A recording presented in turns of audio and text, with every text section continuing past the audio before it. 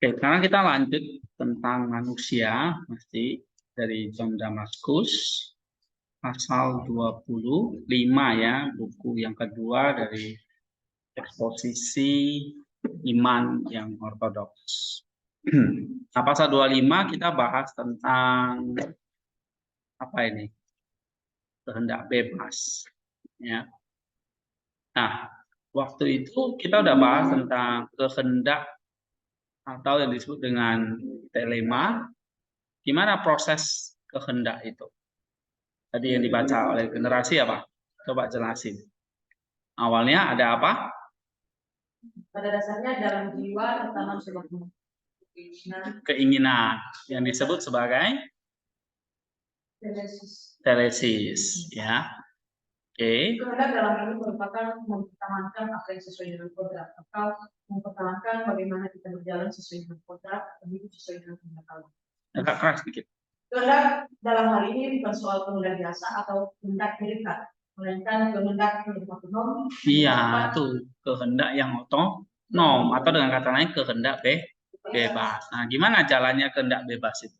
Hanya dapat dikendalikan oleh nus atau diri sendiri. Nah, kehendak bebas itu hanya bisa dikendalikan oleh nus. Tapi kehendak bebas ini bukan bagian dari jiwa ya, bukan yang tadi ya, bukan bagian dari epitumia.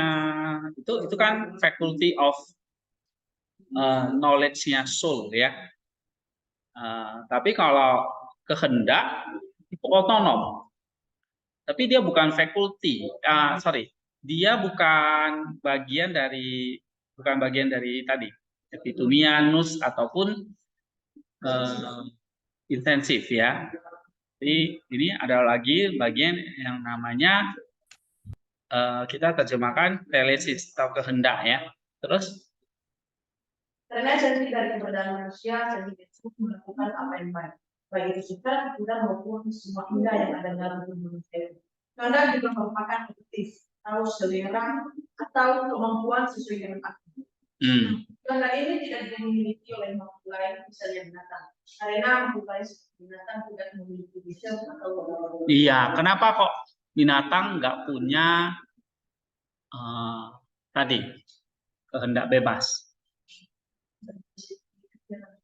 Karena dia nggak punya dianoia tadi, reason tadi. Terus? Ada juga kehendak lain yang dinamakan budema, yang berarti keinginan atau amanah. Keinginan di sini merupakan kehendak berarti yang personal atau mengacu pada tujuan akhir atau impian atau dikatakan wish. Kemudian muncul sebuah wish. Terus? Kemudian muncul sebuah inquiry atau penyelidikan. Iya, inquiry ya, penyelidikan. Terus? Dan spekulasi atau memberi anggapan. Sehingga dari inquiry atau spekulasi munculkan sebuah keyakinan atau bisnis, lalu memberi sebuah penilaian. Dari penilaian memunculkan intention atau kecenderungan atau sebuah gaya hidup, lalu menjadi sebuah dorongan atau impuls, kemudian menjadi sebuah tindakan atau use atau sesuatu yang berguna, dan memunculkan penghentian dari keinginan ketika wish telah tercapai. Iya, itu. Di proses kehendak bebas itu seperti itu ya. Nah, sekarang lebih dalam lagi kita mau bahas apa yang ada di dalam kuasa, yaitu tentang kehendak bebas. Jadi bahkan Allah sendiri yang memberikan kehendak bebas itu, dia tidak mencabut ataupun dia tidak mengintervensi. Jadi memang benar-benar murni otonom. Dan itu adalah martabat jati diri manusia. Ya. Pertanyaan pertama yang terlibat dalam pertimbangan kehendak bebas adalah apa yang ada di dalam kuasa itu sendiri. Jadi kita benar-benar memiliki kuasa kehendak bebas itu. Ya. Adalah apakah ada sesuatu yang ada di dalam kuasa kita, karena ada banyak orang yang menyangkal hal ini. Benar nggak sih ada kuasa kehendak bebas itu? Atau benar nggak sih manusia itu benar-benar punya kapasitas berkuasa atas kehendak bebasnya? Atau jangan-jangan diintervensi oleh iblis atau oleh Allah atau oleh orang lain? Ya. Yang kedua adalah apa saja hal-hal yang berada dalam kuasa kita dan apa hal-hal saja yang kita miliki sebagai yang punya otoritas. Yang ketiga, apakah alasan Allah menciptakan kita memberikan kehendak bebas kepada kita? Ya, jadi pertanyaan pertama, apakah ada sesuatu di dalam kekuasaan itu? Ya, maksudnya apakah kita benar-benar berkuasa nggak atas kehendak bebas itu? Itu pertanyaan pertama ya. Yang kedua adalah kalau kita punya kuasa, punya otoritas, lalu yang kita miliki apa atas otoritas itu? Ya, yang ketiga, kenapa kok kita diberikan kuasa kehendak bebas itu? Ya. Nah, di sini pertama kita akan membuktikan atau kita akan memberikan jawaban ya 3 pertanyaan itu. Coba baca di sini. Andro baca. Dari semua hal yang terjadi, penyebabnya bisa jadi adalah Allah, atau keharusan, atau takdir, atau kodrat, atau kebetulan, atau kecelakaan. Tetapi fungsi Allah berkaitan dengan esensi dan kebenaran.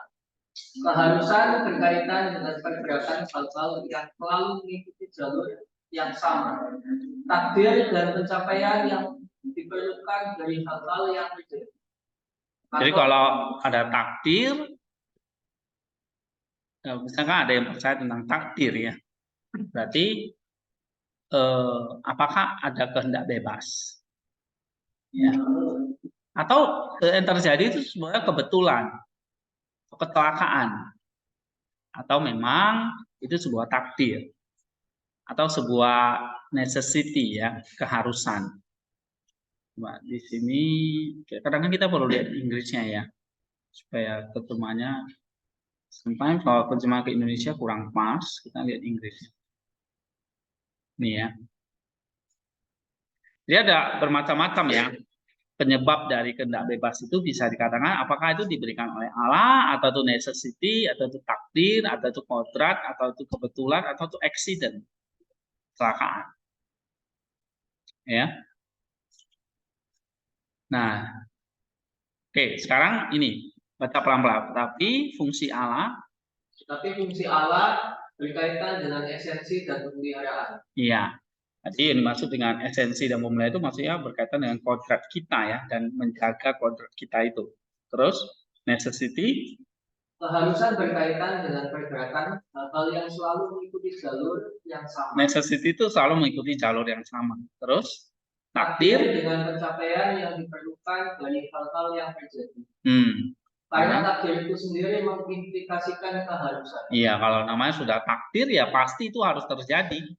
Ya, keharusan, necessity. Terus kalau kodrat, ini bukan alam ya, sorry. Tapi kodrat berkaitan dengan kelahiran, pertumbuhan, kehancuran tanaman dan hewan. Kalau accident, change, kebetulan dengan apa yang jarang dan tak terduga. Oke. Kebetulan didefinisikan sebagai pertemuan dan persetujuan dari dua penyebab yang berasal dari pilihan tetapi menghasilkan sesuatu yang berbeda dari apa yang alami. Iya. Contoh. Misalnya, jika seseorang menemukan harta karun ketika menggali parit, karena orang yang menyembunyikan harta itu tidak melakukannya agar orang lain dapat menemukannya. Dan orang yang menemukannya juga tidak menggali dengan tujuan menemukan harta karun itu. Tetapi orang yang pertama menyembunyikannya agar ia dapat mengambilnya ketika ia menemukannya. Iya. Dan yang orang lain bertujuan untuk menggali parit itu. Sedangkan sesuatu yang terjadi sangat berbeda dari apa yang ada di benak mereka. Terus? Kecelakaan lagi-lagi. Jadi misalnya contoh change, kebetulan itu ngerti nggak? Ada seseorang yang menemukan harta karun nih waktu dia gali parit. Lalu dia sembunyikan. Supaya nggak diketahui atau ditemukan oleh orang lain. Ya. Nah, lalu orang yang menemukannya ya juga tidak menggali, dia tidak sengaja mau menggali harta karun kan, dia tujuannya menggali parit. Tapi yang dia temukan harta karun itu namanya chance, kebetulan. Jadi kebetulan itu adalah sesuatu yang satu temuan, ya, satu yang berasal dari pilihan, tetapi sesuatu yang berbeda dari apa yang dipilih. Misalnya tujuannya menggali parit, tapi menemukan harta karun. Itu namanya kebetulan. Kecelakaan, sekarang. Accident. Kecelakaan lagi-lagi berhubungan dengan kejadian biasa yang terjadi di antara benda-benda tak bernyawa atau tidak rasional. Selain dari alam dan ini kemudian adalah doktrin mereka. Lalu di bawah kategori manakah dari kategori ini kita dapat membawa apa yang terjadi melalui tindakan manusia? Jika memang manusia karena penyebab dan awal dari tindakan, karena tidak benar untuk mengaitkan tindakan-tindakan alam yang terkadang tidak berdasar dan tidak adil. Kita juga tidak dapat mengaitkan hal ini dengan keharusan. Karena mereka tidak akan terus-menerus seperti itu. Atau dengan takdir. Karena takdir tidak hanya mengindikasikan kemungkinan, tapi juga keharusan. Iya. Atau dengan kodrat. Karena wilayah kodrat adalah hewan dan Tuhan. Atau dengan kebetulan, karena tindakan-tindakan manusia tidak jarang dan tidak terduga. Atau dengan kebetulan, karena hal ini digunakan untuk merujuk pada kejadian-kejadian. Ini bukan kebetulan ya, atau dengan accident tadi ya, karena hal ini digunakan untuk merujuk kepada kejadian-kejadian biasa yang terjadi di dunia yang tidak bernyawa dan tidak rasional. Terus? Maka kita dibiarkan dengan fakta ini bahwa manusia yang bertindak dan membuat adalah dirinya sendiri yang menjadi pengarang dari karya-karyanya sendiri dan merupakan makhluk yang dikaruniai kehendak. Oke, jadi maksudnya ngerti nggak yang dijelaskan? Kita perlu membedakan antara Allah di sini necessity atau fate, kodrat, terus kebetulan atau accident. Nah, kebetulan dan accident sebetulnya sama, cuma yang satu accident itu untuk makhluk yang tidak bernyawa atau tidak rasional. Dalam hal ini misalnya alam ya ataupun seni gitu. Itu accident. Jadi kejadian-kejadian biasa yang terjadi. Jadi ini bukan accident dalam pengertian jatuh atau apa ya, tapi ini pengertian Damaskus accident itu kejadian-kejadian biasa yang terjadi di antara benda-benda yang tidak bernyawa. Nah, kalau kebetulan itu tadi sesuatu yang terjadi di luar apa yang dipilih gitu ya, atau di luar dari apa yang menjadi tujuannya. Kalau itu kebetulan. Kalau necessity dan takdir itu sesuatu yang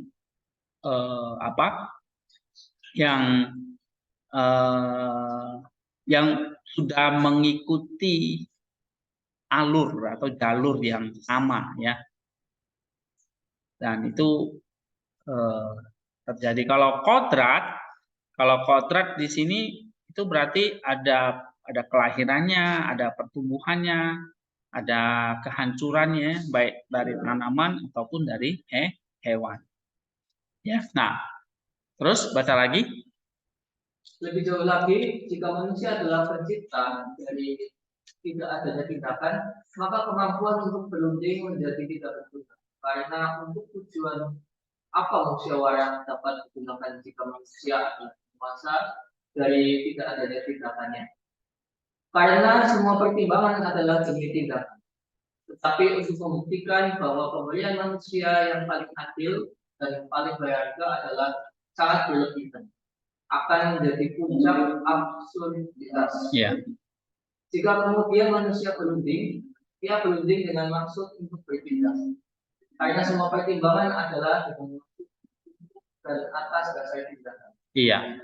Nah, kalau manusia karena dia diberikan ada kemampuan untuk berasionalisasi atau dikatakan di sini mempertimbangkan sesuatu, maka sebetulnya manusia itu bukan berarti bisa menghindari yang namanya takdir.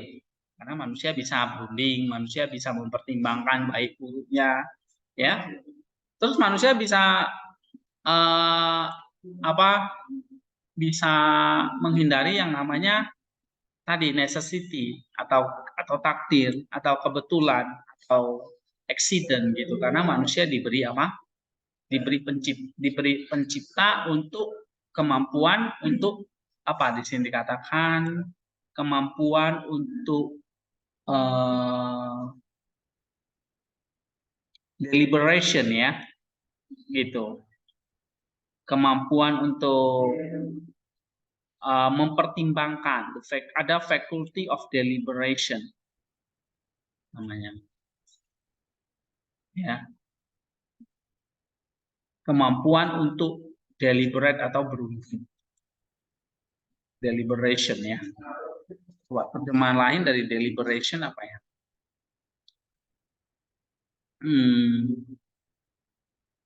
Deliberation itu ya tadi saya katakan kemampuan untuk bisa mengambil satu pertimbangan atau kemampuan mempertimbangkan sesuatu sehingga mengambil satu keputusan. Jadi manusia itu punya faculty of deliberation atau kemampuan untuk mempertimbangkan, ya. Sehingga kalau manusia punya kemampuan untuk mempertimbangkan, maka manusia itu punya kuasa atas hal-hal apa yang dia akan putuskan, ya.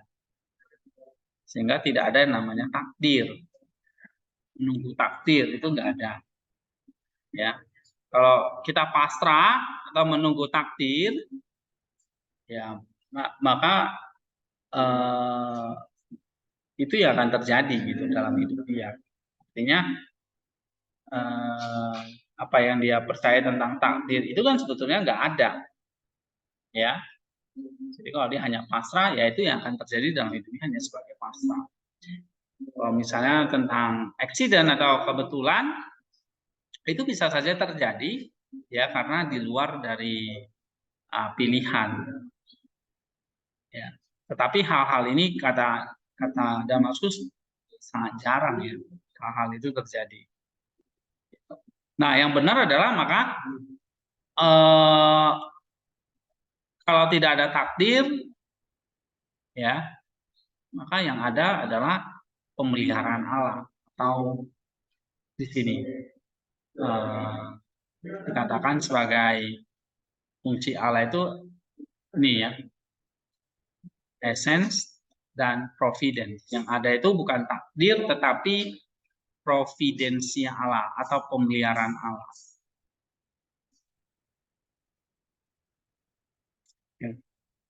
Oke, kita lanjut. Ada pertanyaan nggak tentang ini?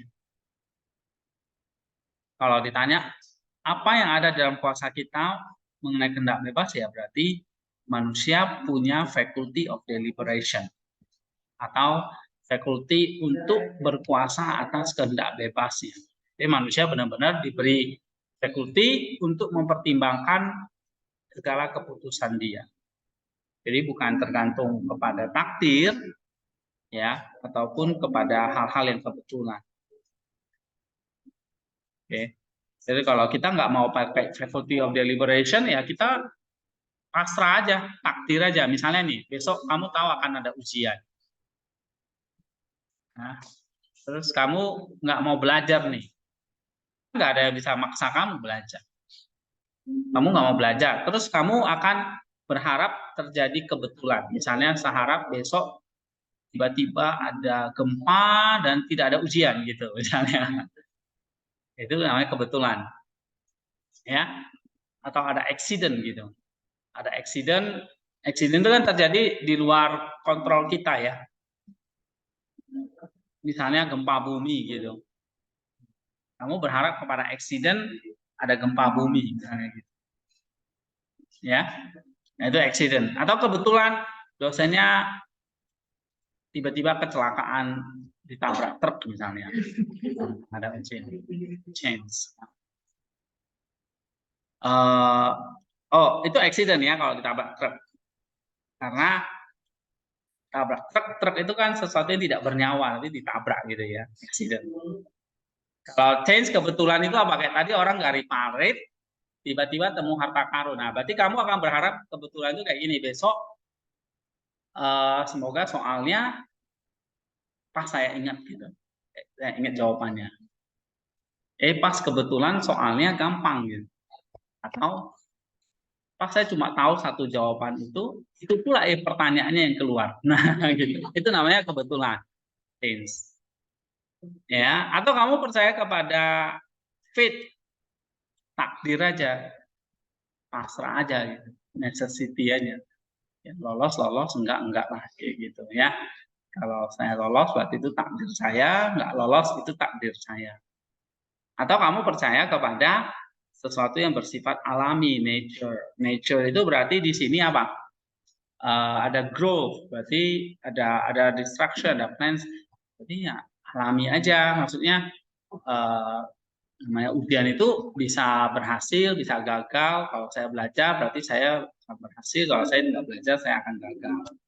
Gitu, nature. Nah ini yang kita miliki kan, nature. Ya, atau kamu percaya kepada Allah bahwa ya segala sesuatu itu Tuhan jaga, Tuhan pelihara. Ya, misalnya saya salah nih pakai kehendak bebas saya, tapi tetap Tuhan jaga dan Tuhan pelihara. Oke, nah kata Damaskus, kalau kita punya faculty of deliberation, maka kita akan menggunakan segala faculty kita, kehendak bebas kita untuk Makanya kenapa kok Tuhan kasih kita kehendak bebas ya? Ya karena Tuhan mau lihat pada akhirnya semua yang terjadi itu ya ada pemeliharaan Allah. Gitu. Tapi manusia tidak dipaksa ya harus percaya kepada Dia. Tapi ada yang mengatakan Allah itu apa ya? Allah itu hanya kebetulan aja, atau Allah itu accident aja, ya. Ya namanya ada dunia ini ya berarti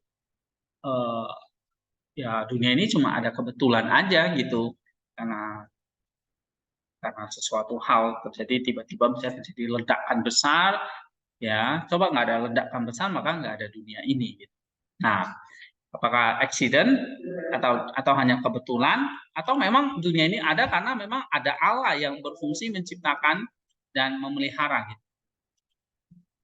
Ya. Nah, jadi dengan kemampuan bebas yang Tuhan, kehendak bebas yang Tuhan berikan kepada kita dengan kehendak bebas kita untuk mengakui bahwa Allah menciptakan kita essence dan profit memelihara gitu. Ya. Sehingga kita pakai faculty kita ya kita kalau misalnya menghadapi ujian ya kita belajar semaksimal dan biarkan Allah yang memelihara hidup kita. Jadi gak usah khawatir, gak usah kamu. Yang penting kamu melakukan tugas kamu dan sisanya Allah yang akan menjaga begitu. Ya itu maksud dia, ini penjelasan dia ini. Cuma ketika diterjemahkan jadi memang ya ini saya perlu terjemahin ulang deh ya. Oke, sekarang pasal 26 concerning events atau kejadian-kejadian ya atau peristiwa-peristiwa. Tadi kita udah belajar tentang kebetulan, tentang accident, tentang fate atau takdir ya. Sekarang tentang event. Coba baca nih Ibu Jessica. Tentang kejadian-kejadian, dari kejadian-kejadian ada yang berada di tangan kita, ada juga yang tidak. Yang ada di tangan kita yang bebas kita lakukan atau tidak kita lakukan sesuai kehendak kita, yaitu semua tindakan yang dilakukan secara sukarela atau tindakan-tindakan instruksi dan disebut sukarela jika tidak ada di tangan kita. Dan dengan kata lain, semua tindakan yang diikuti dengan celaan atau pujian dan bergantung pada motif dan disiplin. Tegasnya, semua tindakan mental dan pertimbangan ada di tangan kita. Sekarang pertimbangan berkaitan dengan kemungkinan yang sama dan kemungkinan yang sama adalah tindakan berada dalam kuasa kita dan kebalikannya. Dan pikiran kita membuat pilihan alternatif dan ini adalah asal mula tindakan. Oleh karena itu, tindakan-tindakan yang berada di tangan kita adalah kemungkinan-kemungkinan yang sama ini. Misalnya tergerak atau tidak tergerak, bergegas atau tidak bergegas, merindukan sesuatu yang tidak perlu atau tidak melakukannya, berbohong atau tidak berbohong, memberi atau tidak memberi, bergembira atau tidak bergembira yang sesuai dengan keadaan, dan semua tindakan yang mengindikasikan kebajikan atau keburukan dalam pelaksanaannya, karena kita bebas untuk melakukan atau tidak melakukan hal tersebut sesuai dengan keadaan. Di antara kemungkinan-kemungkinan yang sama juga termasuk seni, karena kita memiliki kuasa untuk mengembangkannya atau tidak sesuai keinginan kita. Oke, jadi hanya menegaskan lagi bahwa ada kejadian-kejadian yang ada berada di tangan kita, berarti itu kehendak bebas kita, atau disebut di sini sukarela ya, atau voluntary. Jadi kalau ada di dalam kehendak bebas kita, itu yang disebut dengan tindakan-tindakan yang voluntary atau secara sukarela. Ya, misalnya tadi dikasih, kita bisa berbohong atau tidak berbohong, memberi atau tidak memberi, mau bergembira atau tidak, ya. Nah, kita bebas melakukan sesuai keinginan kita. Terus, namun perlu diingat bahwa meskipun pilihan melakukan sesuatu itu selalu berada dalam kuasa kita, tindakan itu sendiri seringkali dicegah oleh suatu dispensasi agar pemeliharaan. Jadi bisa juga ada satu pengecualian, karena tadi kita percaya kepada Allah yang punya providence. Ya, kita percaya pada Allah yang punya providensial. Ya, jadi Allah bisa mengintervensi. Contoh misalnya kasus yang nyata itu kan Ayub ya. Ayub akan dicobain oleh iblis, ya. Di situ memang benar-benar ya Ayub itu kehilangan segalanya, ya kan? Benar nggak? Gitu. Nah, terus di mana kalau orang bertanya providensia Allah atau pemeliharaan ilahi?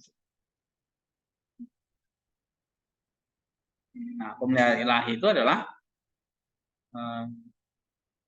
Allah bilang jangan atau tidak bisa mengambil nyawa Ayub. Jadi si iblis itu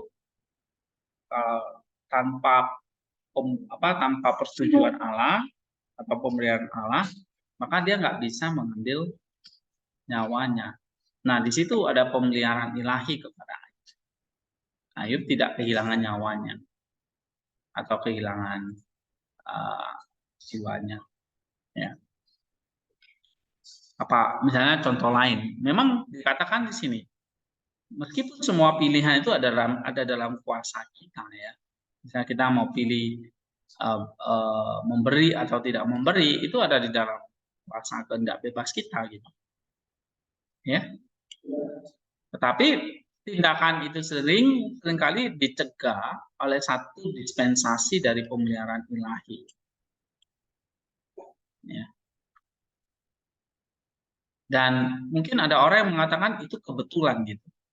Kan pernah nggak kita mengalami, aduh kalau saya misalnya kemarin kalau saya tidak bangun telat, wah mungkin saya akan mati sudah. Kenapa? Pesawat yang mau saya tumpangi itu ternyata jatuh gitu. Kan ya, ada ya. Ada satu kasus, sometimes Tuhan masih kasih pemeliharaan buat dia. Seandainya dia tidak telat, berarti dia naik ke pesawat itu kan. Ternyata pesawat itu dia dibom sama dirok sama Taliban. Nah, itu ada kasus-kasus seperti ada dispensasi ya dari ilahi. Oke, itu ya maksudnya. Nah, pasal 27. Coba baca generasi.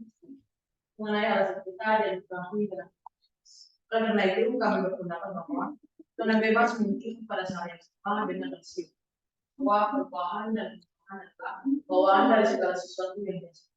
Karena semua yang dihasilkan bergantung pada karena hal-hal tersebut harus dihidup pada perubahan yang produksinya berasal dari perubahan dan perubahan terdiri dari keberadaan dari ketiadaan dan dalam mengubah atau susah materi menjadi sesuatu yang berbeda.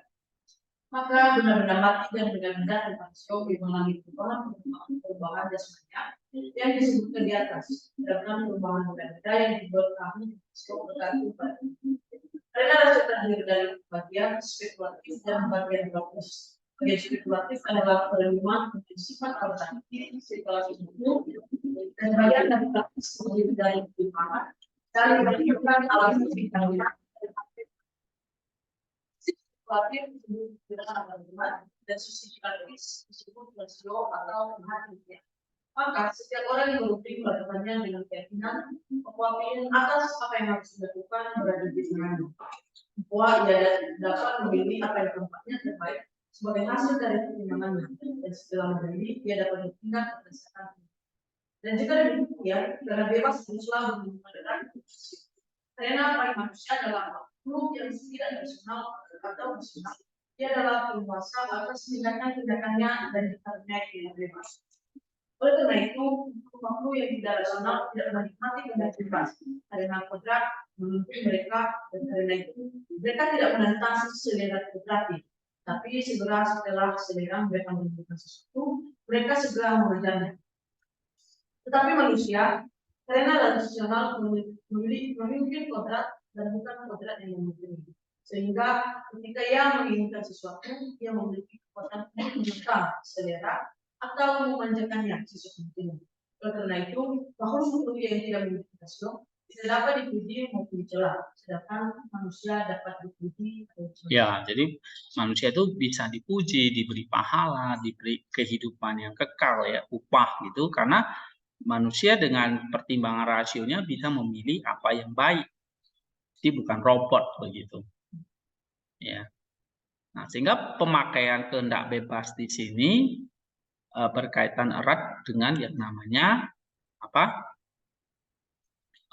Reason gitu ya, atau tadi pertimbangan akal, atau kemarin kita mengatakan itu logistikon, ya kan? Ada pertimbangan reasonnya, dianoianya. Oke. Nah, maka di sini kehendak bebas muncul pada saat yang sama dengan rasio. Ya. Kemudian,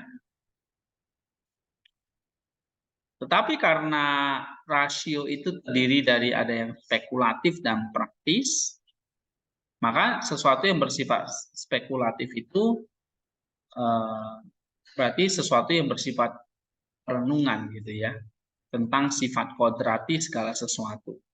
Kalau yang praktis itu pertimbangan dan menentukan alasan sebenarnya dari apa harus dilakukan ya. Sisi spekulatif disebut sisi perenungan atau sisi hikmat pikiran, sedangkan sisi praktis itu disebut sisi yang bersifat rasio atau kehati-hatian. Ya. Jadi maksudnya waktu kita mempertimbangkan sebuah tindakan, katakanlah misalnya satu keputusan misalnya belajar atau tidak gitu ya, itu kan kehendak bebas kita. Tapi pada saat itu waktu kamu mengambil satu pilihan atau melakukan satu pilihan, kamu punya, di sini dia katakan kamu punya rasio, kamu bisa mempertimbangkan secara spekulatif maupun praktis. Ya, nah maka di sini ada namanya faculty of deliberation atau apa ya di sini ya, yang namanya faculty of deliberation itu kamu mempertimbangkan apa yang praktis dan apa yang spekulatif. Ya. Gitu.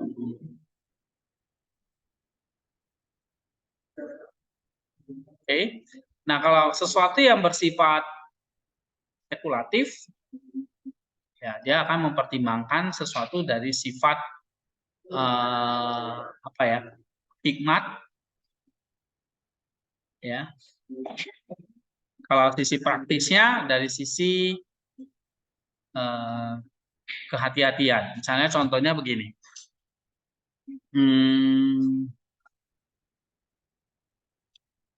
Ada orang yang memang mengambil satu keputusan itu berdasarkan reasonnya tetap jalan, tapi dia lebih berat kepada hal-hal spekulatifnya daripada praktikalnya. Ya, misalnya kalau dia lebih kepada spekulatif, contohnya misalnya ada yang bisa berdoa berjam-jam, tapi ada yang hanya sebentar saja. Ya. Nah, yang ambil keputusan untuk berdoa berjam-jam itu tentu ada alasan dia, ada reason dia. Nah, itu lebih kepada dia hal-hal yang spekulatif. Ya. Gitu. Tapi ada hal-hal yang didorong oleh praktikal. Misalnya, ngapain berdoa begitu lama? Ya. Nah, saya lebih baik mengerjakan hal-hal lain yang lebih berguna. Nah, itu sisi praktisnya. Oke. Atau misalnya ada orang yang kehilangan uang. Nah, dia akan lihat, oh, ini adalah hal yang baik, berarti mengajarkan saya untuk tidak mencintai uang terlalu berlebihan. Tapi sisi praktisnya dia akan membuat dia akan semakin waspada supaya ke depan saya harus menyimpan uang dengan lebih hati-hati gitu. Ya, jadi spekulatif itu lebih kepada perenungannya, hikmatnya. Kalau praktikalnya itu lebih kepada bagaimana sisi kegunaannya ya, atau sisi prudence-nya. Prudence-nya itu berarti sifat kegunaan atau kepraktisan dalam kehidupan dia. Ya. Oke, itu kata Damaskus di sini ada sisi rasionya ya. Rasio itu berarti di sini ada reason-nya. Reason itu kayak apa yang kemarin kita pelajari itu adalah dari logistikonnya ya, logistikon. Nah, manusia punya itu. Sedangkan kalau manusia nggak punya reason, maka manusia nggak punya free will. Ya, kayak binatang itu nggak punya reason, maka dia nggak punya free will. Ya, dia hanya hidup menurut kodratnya aja.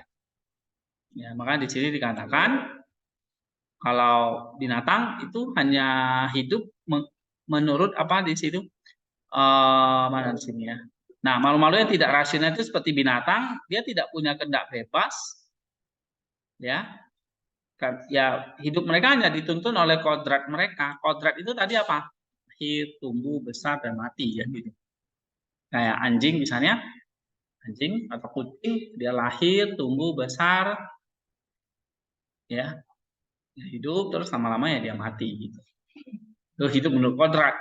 Sedangkan manusia itu adalah makhluk rasional yang tadi punya kehendak bebas dan kehendak bebasnya itu muncul bersamaan dengan rasio dia, ya. Jadi kalau rasio kan tadi apa? Rasio ini kan faculty of knowledge, ya. Faculty of kehendak bebas. Ini ada namanya faculty of impression, timbangan. Ya, punya rasio, maka manusia bisa mempertimbangkan apa yang baik, apa yang jahat. Oke, nah, deliberation-nya, ya, mempertimbangkan apa yang baik atau mempertimbangkan pilihan dia. Memang di sini dikatakan kita punya kehendak bebas atau kita punya pilihan untuk melakukan sesuatu selalu di dalam kuasa kita, ya, karena deliberation kita, ya. Tapi rasio di sini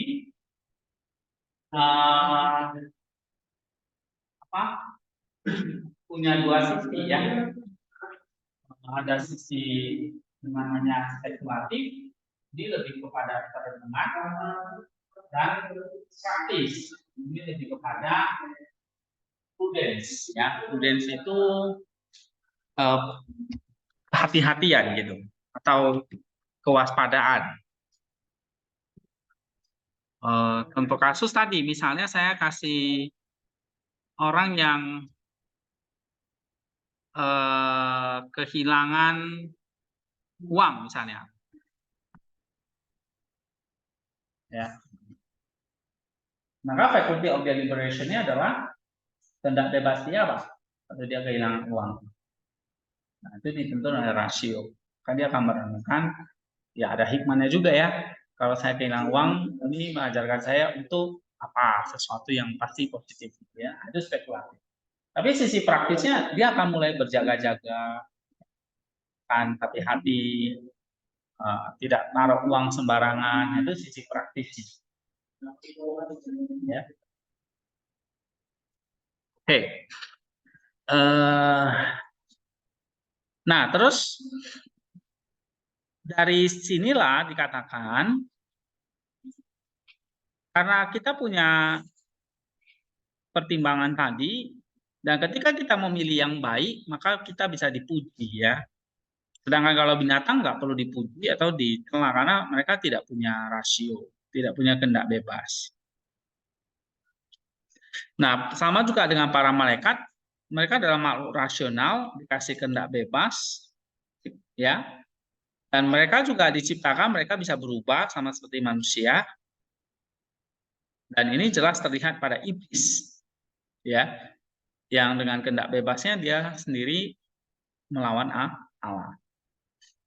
Maka iblis, setan-setan itu kan sebetulnya adalah makhluk malaikat atau makhluk rasional yang memberontak, ya, bersama dengan malaikat-malaikat lainnya. Oke, sekarang pasal 28 tentang apa yang tidak berada di dalam kekuasaan kita atau di dalam kehendak bebas kita. Coba baca Eka.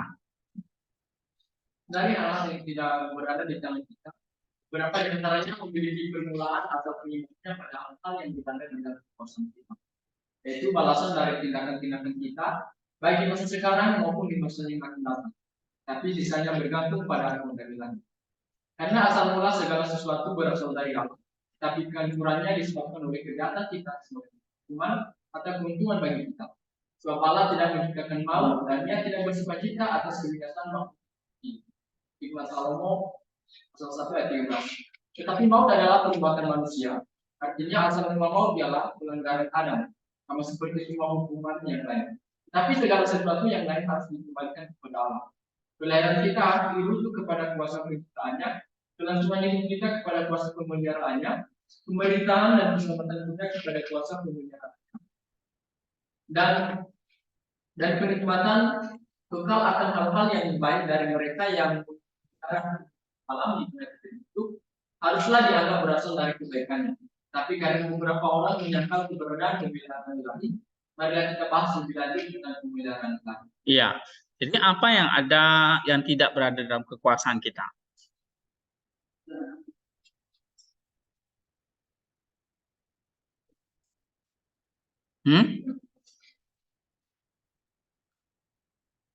Memiliki permulaan.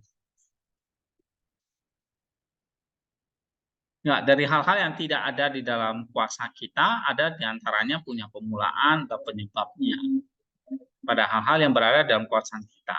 Ya, balasan dari tindakan-tindakan kita, baik di masa sekarang maupun di masa yang akan datang, tapi sisanya bergantung pada kehendak ilahi. Jadi maksudnya ada hal-hal ya kita nggak bisa punya kuasa atau kita tidak bisa mengendalikan sesuatu yang ada di apa ya, sesuatu yang akan menjadi balasan dari tindakan kita, ya. Di sini dikatakan rekompensasi, ya. Misalnya gini, kita udah berbuat baik nih sama orang lain, tapi bagaimana balasan dari dia itu di luar kekuasaan kita. Nggak semua kalau kita berbuat sama orang itu, nggak semua orang itu akan puji kita atau akan menganggap kita baik, gitu. Ya.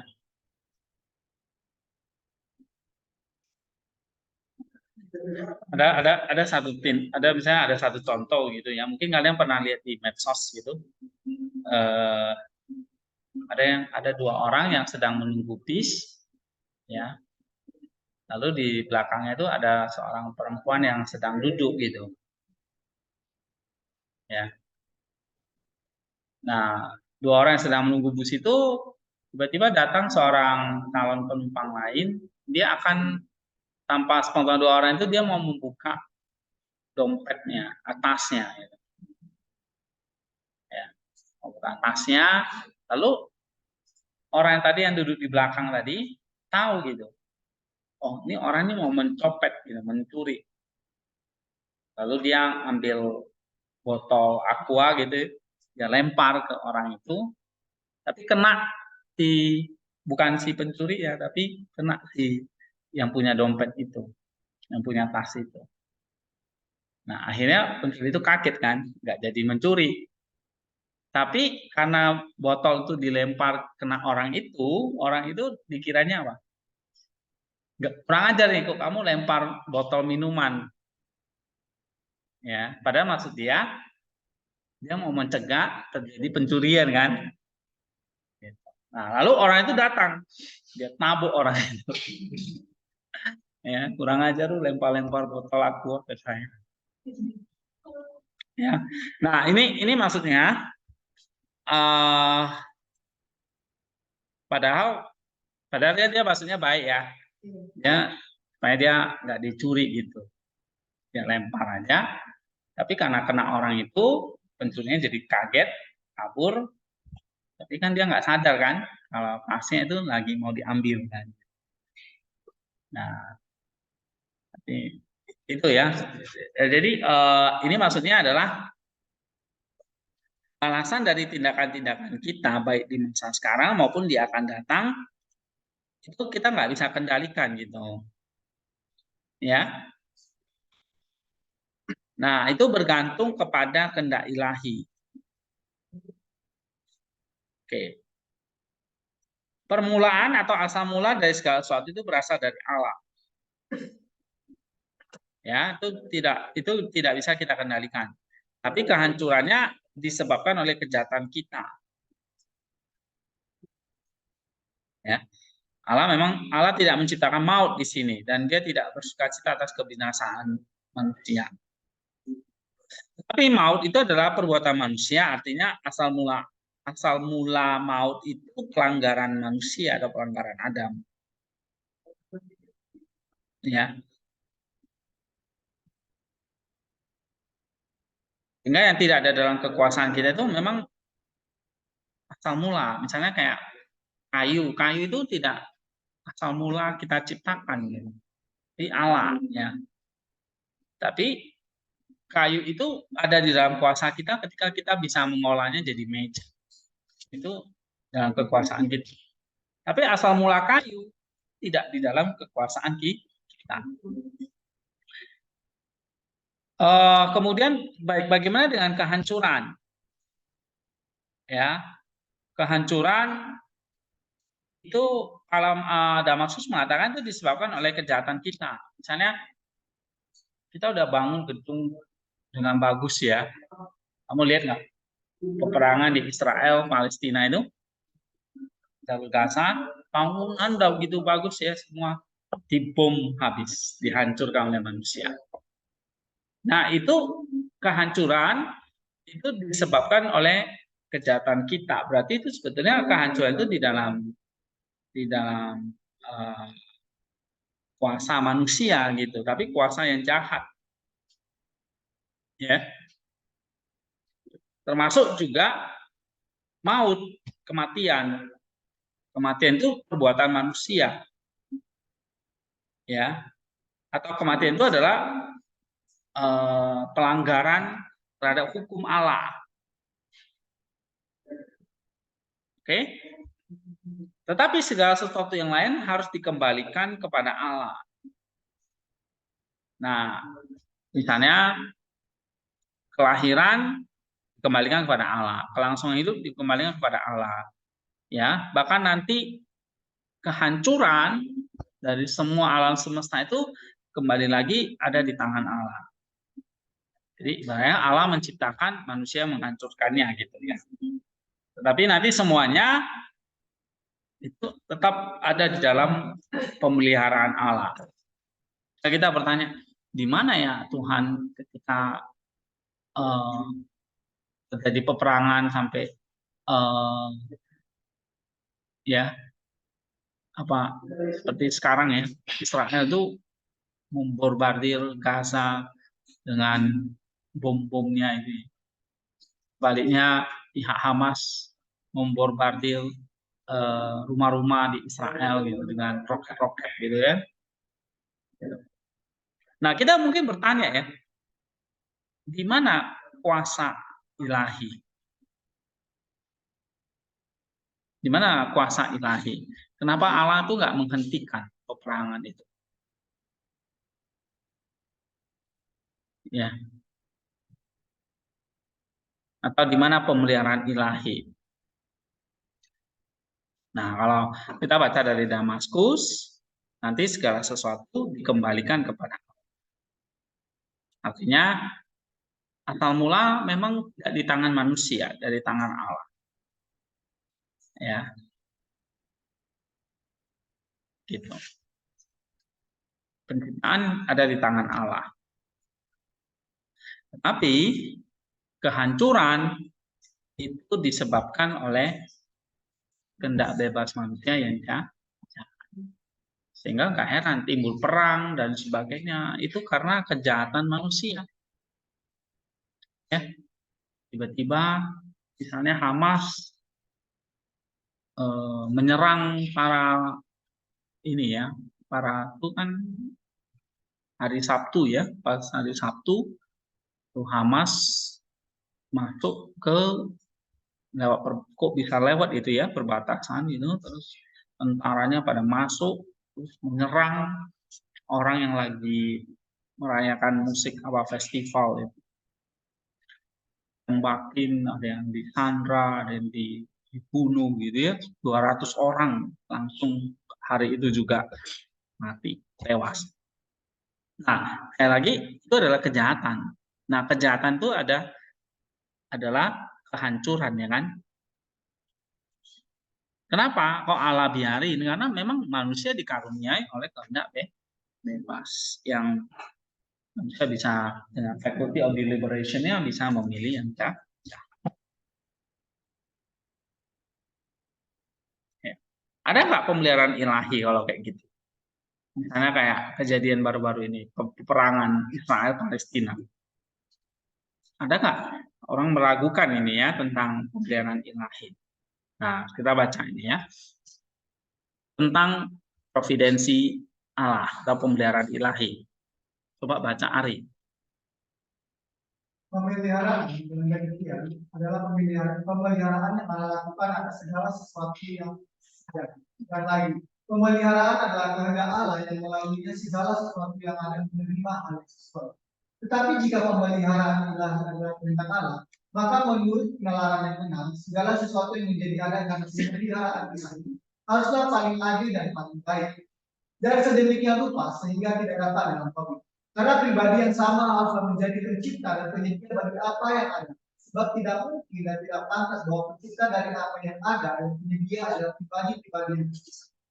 Karena jika demikian, keduanya pasti akan kekurangan. Yang satu adalah menciptakan, yang lain dalam menyediakan. Oleh karena itu, Allah adalah pencipta sekaligus pemelihara. Dan kuasanya untuk menciptakan, memelihara dan menyediakan adalah semata-mata hanya kehendak. Sebab apa saja yang dikerjakan Allah, itulah yang terjadi di surga dan di bumi. Dan tidak ada yang dapat menolak Hendaknya. Pasal 3 ayat 9. Ia menghendaki segala sesuatu ada, maka jadilah ia. Ia menghendaki alam semesta dibingkai, maka terjadilah apa yang dikehendaki. Oke, terus? Bahwa dia menyediakan dan dia menyediakan dapat dengan mudah dipahami. Allah sendiri pada dasarnya baik dan bijaksana. Karena dia baik, maka dia menyediakan sebab siapa yang tidak menyediakan. Dia tidak baik karena bahkan manusia dan makhluk yang berakal budi pun menyediakan baik kehidupannya sesuai dengan kodratnya. Dan barang siapa yang tidak menyediakan akan disalahkan. Sekali lagi, karena dia bijaksana, dia memelihara dengan sebaik-baiknya apa yang ada. Nah, itu. Jadi ada pemeliharaan ilahi, ada. Alasannya apa?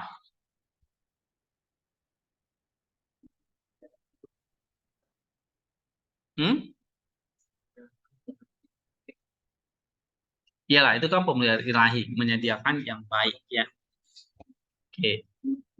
Nah, di sini dikatakan ada kehendak Allah yang melaluinya segala sesuatu yang ada menerima hal yang sesuai. Itu pemeliharaan Allah, ya kan? Jadi ada kehendak Allah untuk menjaga atau memelihara dia. Ya. Lalu di sini dikatakan ada kehendak Allah kalau gitu, atau ada pemeliharaan ilahi, ya. Oleh karena Allah adalah kehendak Allah yang baik, tidak mungkin tidak dia menginginkan sesuatu yang adil dan baik gitu, ya kan? Tidak mungkin dia biarkan karena dia adalah Allah yang apa? Allah yang pencipta dan sekaligus pemelihara. Maka setelah dia mencipta, dia memelihara, pasti dia memelihara. Gitu. Ya. Dan apa yang dia pelihara itu paling adil dan paling baik. Oke, jadi kalau Allah tidak memelihara itu justru menentang kodrat dia sendiri, nggak mungkin ya, atau menentang natur dia sendiri. Gitu. Karena natur dia adalah pencipta dan pemelihara. Sehingga kalau dia pencipta, dia akan menciptakan yang paling baik. Kalau dia memelihara, dia akan memelihara yang paling baik. Sebab dia baik. Ya. Allah sendiri pada dasarnya adalah baik dan bijaksana. Jadi kalau ada pemeliharaan ilahi pasti, karena Allah itu adalah Allah yang baik dan bijaksana. Atau Allah yang punya sifat kodrat yang seperti itu. Oke, terus? Oleh karena itu, kita memperhatikan hal ini. Kita harus dipenuhi dengan kekaguman atas semua karya pemeliharaan dan memuji semuanya dan menerima semuanya tanpa bertanya, meskipun semuanya itu di mata banyak orang sudah aneh. Nah, misalnya nggak adil nih, kita bertanya tentang peperangan misalnya, ya kan? Yang baru-baru ini sedang terjadi. Terus? Karena pemeliharaan ilahi Allah, karena pemeliharaan ilahi Allah berada di luar pengetahuan dan pengetahuan. Nah, itu. Jadi kita nggak bisa memahami ya, kenapa kalau ada pemeliharaan ilahi, tapi yang kita lihat justru banyak ketidakadilan. Nah, ini Damaskus mengatakan itu berada di luar pengetahuan dan pemahaman kita. Terus? Sementara alasan dan tindakan kita serta masa depan kita hanya terungkap. Iya. Jadi gimana masa depan manusia? Misalnya masa depan bangsa-bangsa, contohnya Palestina, Israel itu ya. Ya itu hanya Tuhan yang tahu gitu. Terus dan yang saya maksudkan adalah semua yang berada di dalam semua yang berada di dalam kuasa kita berada di luar hukum pemeliharaan dan di dalam. iya, artinya apa? Semua yang di luar kuasa manusia tentang masa depan, misalnya tentang pemeliharaannya, ya, yang semua yang tidak berada di dalam kuasa kita, itu kita nggak usah takut, itu ada di dalam pemeliharaan ilahi, ya.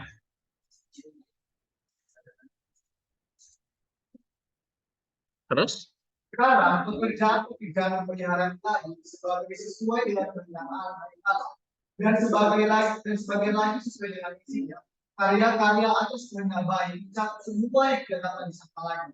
Sementara karya-karya atas izin adalah karena pemeliharaan sering kali mengizinkan orang benar mengalami kemalangan agar dia dapat mengungkapkan kepada orang lain kebajikan yang tersembunyi di dalam dirinya, seperti yang terjadi pada Ayub ayat 1 ayat 11.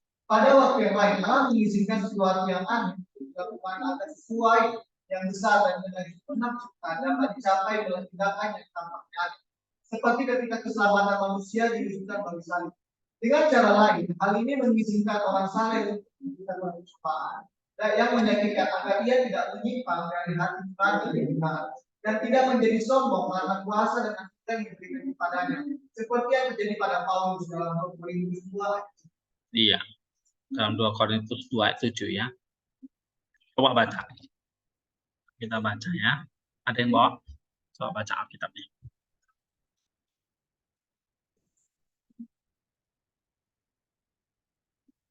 2 Korintus 2 ayat 7. Sebaliknya harus mengambil diri, ya, supaya dia jangan binasa oleh kesenangan yang terlampau. Iya. Nah, sehingga di sini memang Allah bisa mengizinkan ya sesuatu terjadi pada kita, misalnya pada Ayub itu. Ya, sesuatu yang nampaknya tidak adil. Contohnya misalnya keselamatan kita kan juga terjadi di bawah salib kan. Sesuatu hukuman yang tidak adil buat Tuhan. Ya kan?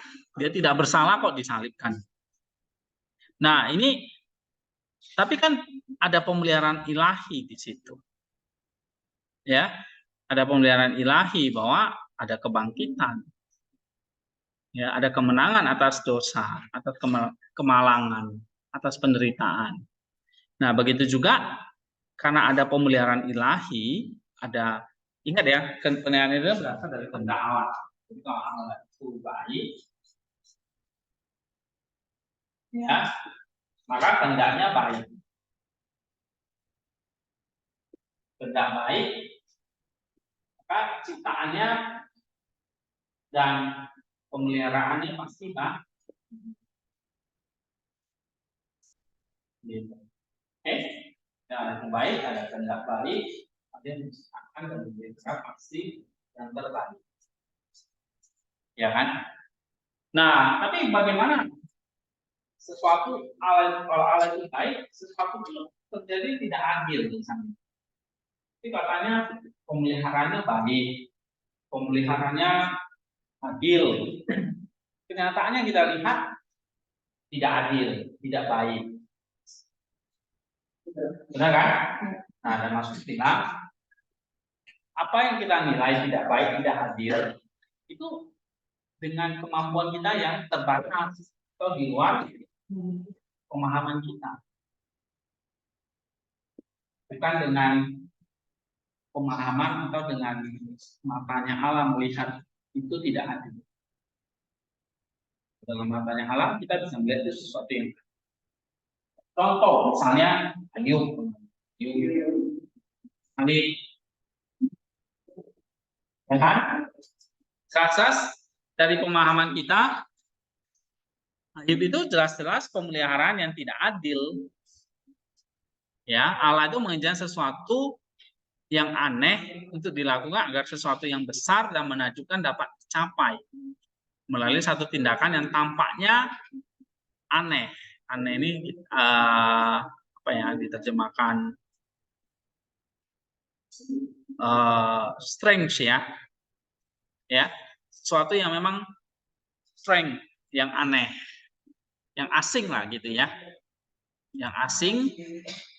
Seperti keselamatan manusia diwujudkan melalui salib. Nah, ternyata kalau kita baca 2 Korintus 2:7, ya misalnya sesuatu yang tidak adil, yang tidak baik, gitu ya, kita memahaminya dengan kapasitas kita bahwa oh ini ada sesuatu yang baik. Oke, walaupun Yesus menderita ada sesuatu yang baik, yaitu keselamatan. Walaupun Ayub menderita ada sesuatu yang baik. Ya, maka pemeliharaan itu sering kali mengizinkan orang benar mengalami kemalangan supaya dia dapat menceritakan kepada orang lain tentang kebajikan yang tersembunyi di dalam dirinya. Ya. Nah, jadi ada orang baik bisa menderita ketidakadilan, misalnya pencobaan yang menyakitkan, supaya dia tidak menyimpang dari hati nurani yang benar dan tidak menjadi sombong.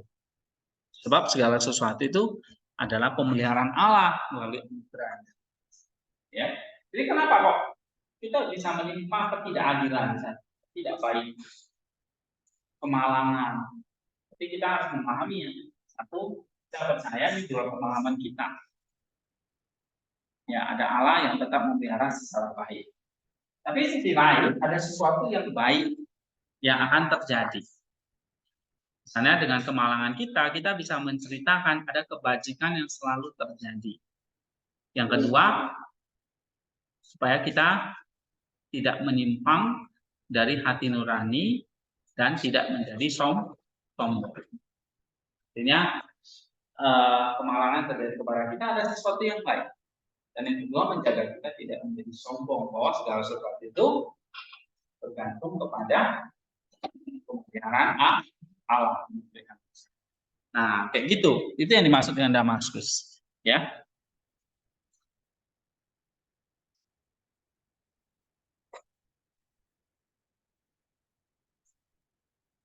Terus Ada orang ditinggalkan untuk sementara waktu dengan maksud untuk memilihkan orang lain, supaya orang lain yang melihat dan kami dapat memperoleh pelajaran.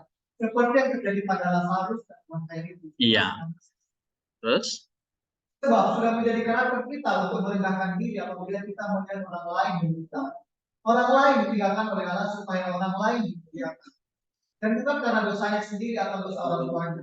Sama seperti orang yang buta sejak lahir, yang mengalami kemuliaan anak manusia. Yohanes 9 ayat 1. Sekali lagi, seseorang diizinkan untuk menderita supaya orang lain dapat meniru apa yang dilakukannya. Supaya orang lain dapat dengan teguh menyambut penderitaan itu dengan harapan akan kemuliaan yang akan datang dan keinginan untuk memperoleh Tuhan berkah yang akan datang. Seperti yang dialami oleh para martir. Orang lain diizinkan untuk jatuh ke dalam suatu tindakan yang ringan agar kesalahan yang lebih buruk dapat diperbaiki. Seperti misalnya ketika Allah mengizinkan seseorang yang sombong dalam kebajikan dan kebenarannya untuk jatuh ke dalam percabulan agar melalui kejatuhannya ia dapat menyadari kelemahannya sendiri, lalu merendahkan diri dan mendekat serta membuat pengakuan. Nah, itu ngerti ya. Jadi ada sesuatu yang memang ada kemalangan gitu ya, tapi di balik kemalangan itu ada sesuatu yang baik yang terjadi. Misalnya menyadarkan orang itu supaya tidak sombong, atau supaya orang itu merendahkan diri, ya, atau dia memperbaiki kelemahan dia, misalnya begitu. Terus? Selain itu, perlu diperhatikan bahwa pilihan tentang apa yang harus dilakukan ada di tangan kita sendiri. Tapi masalah terakhir tergantung dalam satu kasus ketika tindakan kita baik.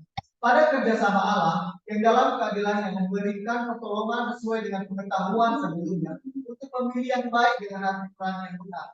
Di dalam kasus lain, ketika tindakan tidak jahat pada pengabaian oleh Allah, yang lagi-lagi dalam keadilannya berdiri sendiri sesuai dengan pengetahuan sebelumnya. Oke. Ini apa ini?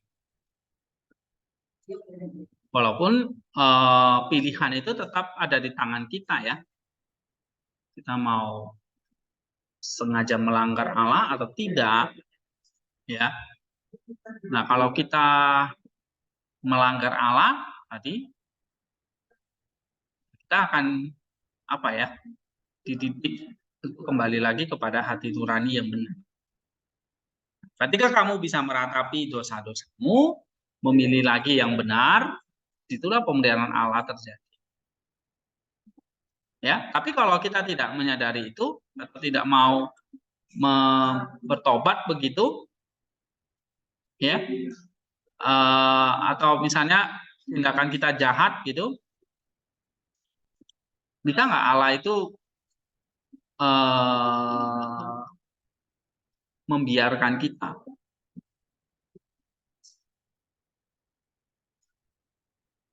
Misalnya berkali-kali ini ya,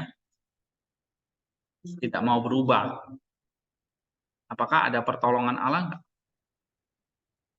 Ada, yaitu keadilannya. Ya, keadilannya akan apa? Akan berdiri sesuai dengan pengetahuan sebelumnya. Ya. Nah, jadi kita penting ya, maksudnya kita diberi faculty of deliberation, setiap pemahaman terjadi ya, dari sisi kerenungannya dan ada sisi praktisnya. Karena kalau tidak, ya kita bisa jatuh ke dalam apa? Pengabaian oleh Allah dalam hal ini, dan lagi-lagi dalam keadilannya. Ya. Oke, coba baca lagi. Sekarang ada dua bentuk desersi. Ada desersi dalam hal bimbingan dan pelatihan, dan ada desersi yang lengkap dan tanpa harapan. Nah, ini keadilan dia. Terus? Yang pertama bertujuan untuk pemulihan dan keselamatan serta kemuliaan sejahtera, untuk membangkitkan perasaan untuk meniru dan ditiru oleh orang lain, atau kemuliaan Allah. Tapi yang kedua adalah ketika manusia setelah Allah melakukan segala sesuatu yang mungkin dilakukan untuk menyelamatkannya, tetapi tetap buta dan tidak dapat disembuhkan, atau lebih tepatnya tidak dapat disembuhkan, dan kemudian dia diserahkan kepada kebinasaan. Nah, itu dia. Jadi kalau pada akhirnya kita tetap tidak atau memilih untuk buta, tidak mau disembuhkan, ya akhirnya kita diserahkan kepada kebinasaan. Seperti Yudas Iskariot ini. Ya, tahu ending dari Yudas ya. Terus? Semoga Allah berbenah hati kepada kita dan melepaskan kita dari pengkhianatan. Terus? Perhatikanlah lebih lanjut bahwa cara-cara pemeliharaan Allah tidak dapat dijelaskan dengan kata-kata atau dibayangkan oleh pikiran. Dan ingatlah bahwa semua serangan dari nasi yang gelap dan jahat berkontribusi pada keselamatan yang diterimanya dengan rasa syukur dan dengan pasti menjadi kita pertolongan. Iya. Terus? Kita juga harus ingat bahwa keinginan Allah yang semula adalah agar semua orang diselamatkan dan datang ke dalam kerajaannya. 1 Timotius 2 ayat 4. Sebab bukan untuk menghukum kita, tapi untuk beroleh bagian dalam kebaikannya. Karena dia adalah Allah yang baik, tapi karena dia adalah Allah yang baik, kehendak adalah agar orang berdosa menerima hukuman. Maka yang pertama disebut kehendak dan kebenaran Allah yang terdahulu dan berasal dari dirinya sendiri. Sedangkan yang kedua disebut kerja dan Allah yang dan berasal dari dalam diri kita. Dan yang terakhir ini ada dua bagian. Satu yang berhubungan dengan hal-hal yang berkaitan dengan keinginan dan pelatihan dan memiliki tujuan untuk keselamatan kita. Dan yang lain adalah keputusasaan yang mengarah pada hubungan dengan kita. Seperti yang telah kita katakan di atas. Dan ini terjadi pada perbuatan yang tidak berada di. Iya. Terus? Tetapi tindakan-tindakan yang berada di tangan kita yang bergantung pada kehendak dan kerelaan yang telah mendahului. Sementara yang jahat tidak bergantung pada kehendaknya yang telah mendahului maupun kehendaknya yang telah terjadi. Tetapi merupakan konsepsi dari kehendak bebas. Karena apa yang merupakan hasil dari keterpaksaan tidak memiliki alasan atau kebajikan di dalam hidup. Allah menyediakan segala sesuatu, semua ciptaan, dan menjadikan semua ciptaan sebagai alat pertolongan dan pakaian. Bahkan seringkali setan-setan itu sendiri, seperti misalnya dalam kasus Ayub dan Nabi. Iya. Nah, apa yang dikatakan di sini adalah para pemeliharaan Allah itu banyak dan tidak dapat diungkapkan dengan kata-kata atau dibayangkan dengan pikiran, ya. Tapi yang harus kita ingat adalah bahwa keinginan Allah itu, tujuan pemeliharaan Allah itu adalah semua orang itu mau diselamatkan dan bisa masuk dalam kerajaannya. Sehingga Allah itu bukan menghukum ya, walaupun misalnya dia ada istilah tadi kayak Yudas, kok dia masuk dalam kebinasaan gitu ya. Itu karena dia adalah pemelihara yang adil gitu. Ya. Tapi kehendaknya adalah orang-orang berdosa itu diselamatkan, semua orang itu diselamatkan, itu kehendak dia. Ya. Nah, tapi karena manusia tidak mau menerima ya atau tidak mau tawaran anugerah gitu ya.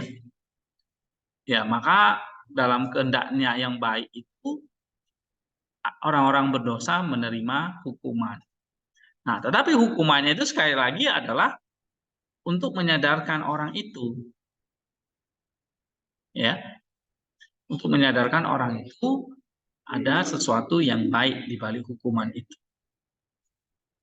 Nah, tetapi sekali lagi tindakan-tindakan kita ketika kita sudah menerima hukuman itu ada di tangan kita. Ya. Nah, bagaimana keputusan akhirnya, apakah itu mengarah kepada keselamatan kita atau mengarah pada hukuman total, itu memang benar-benar ada di dalam kehendak bebas manusia. Ya.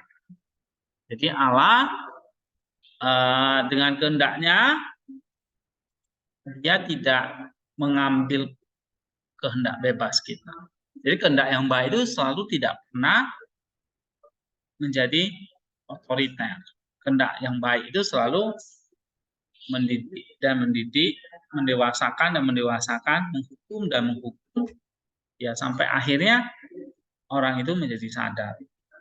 Tapi kalau tidak sadar gimana Pak? Ya akhirnya apa? Dia diserahkan kepada kebinasaan. Nah, ini kata Damaskus ya.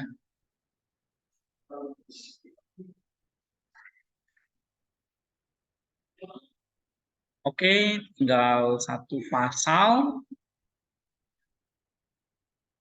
tentang foreknowledge atau pengetahuan dan predestinasi atau pemilihan awal ya. Coba baca Rem. Kita selesaikan ini. Kita harus memahami bahwa meskipun Allah memberikan sesuatu sebelumnya, kemudian tidak menentukan segala sesuatu. Tapi yang kita tidak ada di dalam kita, tapi tidak kehidupannya. Melakukan kehendaknya menciptakan kejahatan, dan kehendaknya menciptakan kejahatan. Jadi, predestinasi adalah kerjaan perintah ilahi yang berdasarkan pada pengetahuan sebelumnya. Tapi di sisi lain, Allah menentukan apa yang tidak berada di dalam masa kita sesuai dengan pengetahuannya. Karena Allah dalam pengetahuannya telah menentukan segala sesuatu sesuai dengan kebaikan dan keadilannya. Ingatlah juga bahwa kebajikan adalah anugerah dari Allah yang ditetapkan dalam kehidupan kita dan bahwa Dia sendiri adalah sumber dan penyebab segala kebaikan, dan tanpa kerjasama dan pertolongannya kita tidak dapat menghendaki untuk melakukan hal yang baik. Tapi kita memiliki kuasa untuk tinggal di dalam kebajikan dan mengikuti Allah yang membagi kita ke dalam jalan kebajikan atau menyimpang dari jalan kebajikan, yaitu tinggal di dalam kejahatan dan mengikuti iblis yang memanggil, tetapi tidak dapat memaksa kita. Karena kejahatan tidak lain adalah kebaikan, seperti halnya kegelapan tidak lain adalah kebaikan cahaya. Ketika kita berada dalam keadaan berarti kita akan dalam kebajikan. Tapi ketika kita menyimpang dari jalan dunia, yaitu dari kebajikan, kita masuk ke dalam keadaan yang tidak alamiah dan tinggal di dalam kejahatan. Ketobatan adalah kembalinya kita dari keadaan yang berarti keadaan berarti dari iblis kepada Allah melalui usaha. Kemudian sang pencipta menjadikan manusia laki-laki, memberikan bagian dalam kasih karunia sendiri dan membawanya ke dalam persekutuan dengan dirinya sendiri. Dan demikianlah Dia memberi nama-nama kepada makhluk hidup dengan cara saling nabi, dengan otoritas seolah mereka diberikan menjadi hamba. Karena Ia dikaruniai rasio dan pikiran dan dengan bebas menurut kabar dari Allah, maka Ia layak dipercayakan untuk berkuasa atas segala sesuatu di bumi oleh Sang Pencipta dan penguasa yang satu dalam yang sama. Terus? Tapi karena Allah pengetahuannya mengetahui bahwa manusia akan melanggar dan jatuh ke dalam kebinasaan, maka Ia menciptakan daripadanya suatu perempuan untuk menjadi penolong baginya. Sama seperti dirinya sendiri, penolong untuk melestarikan umat manusia dari zaman ke zaman, dari generasi ke generasi. Bentukan yang paling awal disebut menjadikan, dan bukan generasi. Karena menjadikan adalah bentuk hasil dari Allah, sedangkan generasi adalah suksesi atau sama lain yang diberikan oleh umat mati dan dijatuhkan kepada kita tanpa pelanggaran. Orang ini dia tempatkan di Firdaus sebelum rumah yang sama-sama tertarik dengan Imerawi. Karena dia tinggal dalam tubuh di bumi di alam gerak, sementara dia tinggal dalam roh di antara para malaikat, mengembangkan pikiran-pikiran yang lain yang hidup oleh mereka, hidup dalam kesederhanaan yang pelajar, hidup yang bebas dari peraturan, yang dituntut melalui ciptaannya menuju kepada pencipta satu-satunya, yang di dalam penemuannya dia menemukan sukacita dan kegembiraan. Oleh karena itu, setelah dia melengkapi pergerakannya dengan bebas, dia melakukan sebuah untuk kepadanya untuk tidak memakan uang dari pohon pengetahuan. Mengenai pohon ini, kami telah mengatakan sebanyak yang dilakukan dalam masa Firdaus, setidaknya sebanyak yang dapat kami katakan. Ya, dengan demikian perintah ini dia memberikan janji bahwa jika dia menjaga martabat jiwa dan memberikan kemenangan rasio dan melalui penciptanya dan mematuhi perintahnya, dia akan berbagi berkat kekal dan hidup untuk selama-lamanya. Bukti lebih kuat daripada kebahagiaan. Tapi jika yang menemukan jiwa kepada tubuh dan lebih memilih kelezatan tubuh membandingkan dirinya sendiri dalam pengetahuan, akan bertambahnya yang sejati dengan bintang dan binatang yang tidak berakal dan melepaskan hukum penciptanya dan mengabaikan perintah lainnya, maka yang akan bertanggung jawab atas kematian dan kebinasaan dan akan dipaksa bekerja keras dalam kehidupan pendidikan. Karena tidak ada gunanya bagi manusia untuk melakukan kesalahan sebenarnya mencoba dan dia tidak jatuh ke dalam persoalan dan berada di dalam pemikiran iblis. Karena dari pelanggarannya iblis telah jatuh sebagai dari pilihan bebas sendiri telah ditemukan dalam kejahatan sehingga tidak ada tempat untuk bertobat dan tidak ada hati untuk berubah. Seperti terlebih lagi para malaikat juga ketika mereka telah membuat pilihan bebas untuk melakukan kebajikan, melalui kasih karunia yang menggerakkan kuat di dalam kebaikan. Terus? Oleh karena itu, perlu bahwa manusia pertama-tama harus diuji, karena manusia yang diuji dan terbukti tidak akan bernilai apa-apa. Karena disempurnakan oleh ujian, melalui ketaatan pada perintah, maka manusia harus menjadi tidak berdosaan sepanjang dia dari kebajikannya. Karena sepanjang perintah akan yang diberikan jika menaati perintah itu dibebaskan dari hubungan artinya dengan hal yang ada dan itu dijadikan satu dengan batal yang milik Allah. dan itu ditegakkan secara tetap bergoyangkan dalam kebaikan. Tetapi jika ia melanggar dan lebih condong pada hal-hal yang bersifat materi dan mengobek pikirannya dari penciptaan keberadaan itu malah dirinya adalah kerusakan, jadi akan menjadi tunduk pada nafsu dan bukan tanpa nafsu dan para kerusakan, dan ia akan menjadi tunduk dan para bukan yang abadi dan bertemu pada hubungan dan generasi yang tidak stabil. Dan dalam keinginannya untuk hidup, dia akan berperan teguh pada kesenangan, seolah itu perlu untuk mempertahankannya. Tetapi rasa takut akan membenci mereka yang berusaha mencabutnya dari kesenangan itu dan mengalihkan keinginan dari dalam kepada materi, dan kemarahan dari musuh sebenarnya dari keselamatannya kepada sebagian sendiri. Iri hati iblis kemudian menjadi alasan kejatuhan manusia. Karena iblis yang sama, yang begitu penuh dengan iri hati dan kebencian kepada kebaikan, tidak akan membiarkan kita menikmati kenikmatan Firdaus, sementara sendiri tetap berada di bawah karena kesemuanya.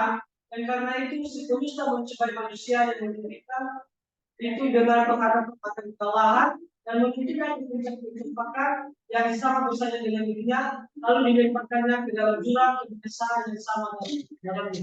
Oke. Coba yang kamu baca ini kan cukup panjang.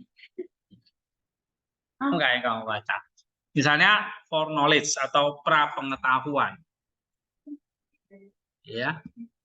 Di sini Allah itu berarti tidak mengetahui segala sesuatu sebelumnya. Itu artinya apa? Pengetahuan, ya kan? Kalau predestinasi Allah sudah menentukan sebelumnya dari apa yang dia tahu. Ya. Tapi Allah tidak menentukan segala sesuatu. Karena tadi manusia sudah diberi kuasa kehendak bebas. Allah mengetahui apa yang ada di dalam kuasa dia dong. Ya. Tapi dia tidak menentukannya. Atau dia tidak mempredestinasinya. Nah, jadi Bapak Gereja, saya kayak John Damasus gak percaya ya bahwa nanti ada manusia yang sudah ditentukan masuk neraka dan sudah ditentukan masuk surga gitu.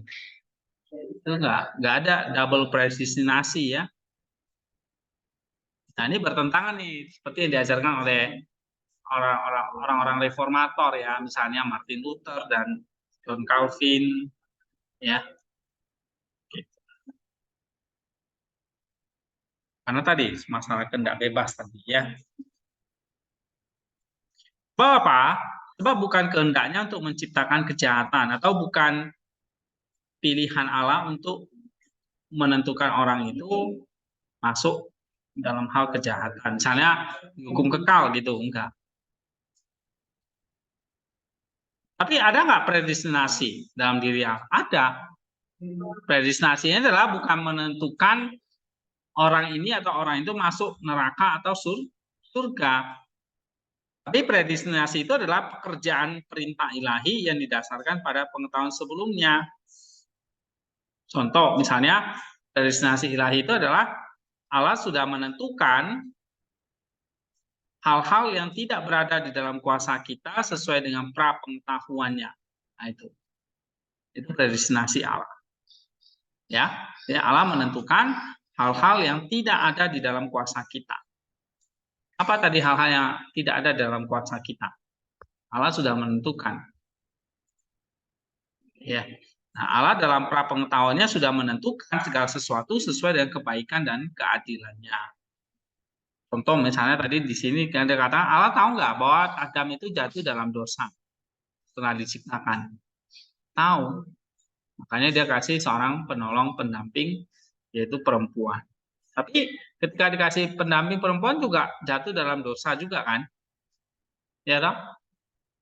Dikasih juga jatuh dalam dosa, nggak dikasih juga sama begitu. Nah, maka Allah sebagai pemelihara yang baik, dia apa? Dalam pengetahuannya apa?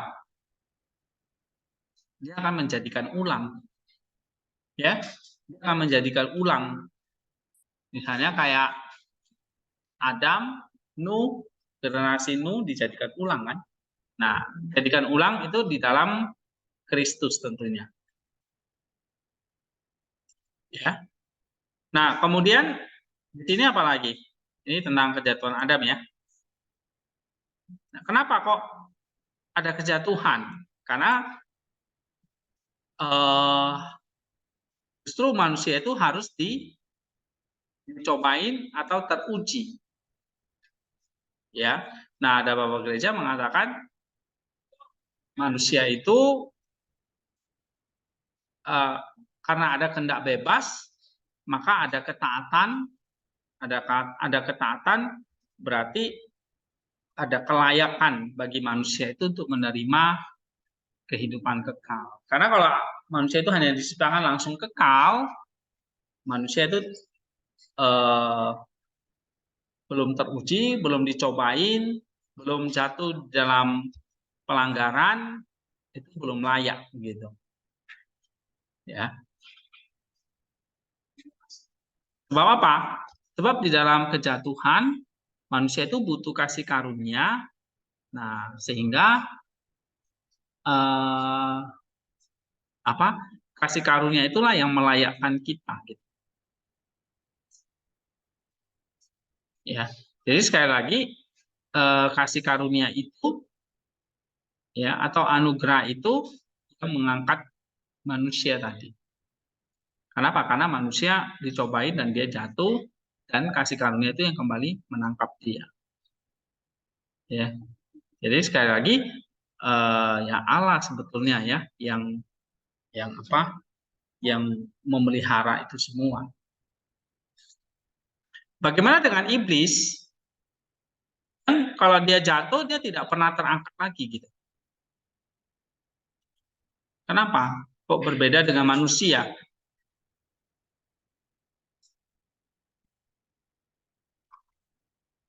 Hah? Kenapa di sini?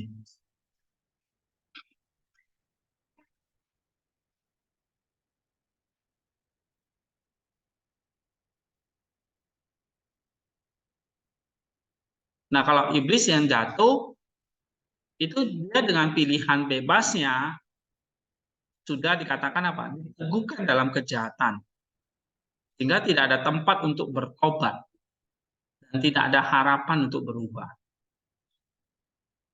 Jadi iblis itu nggak akan bisa bertobat. Bukan Allah nggak mau.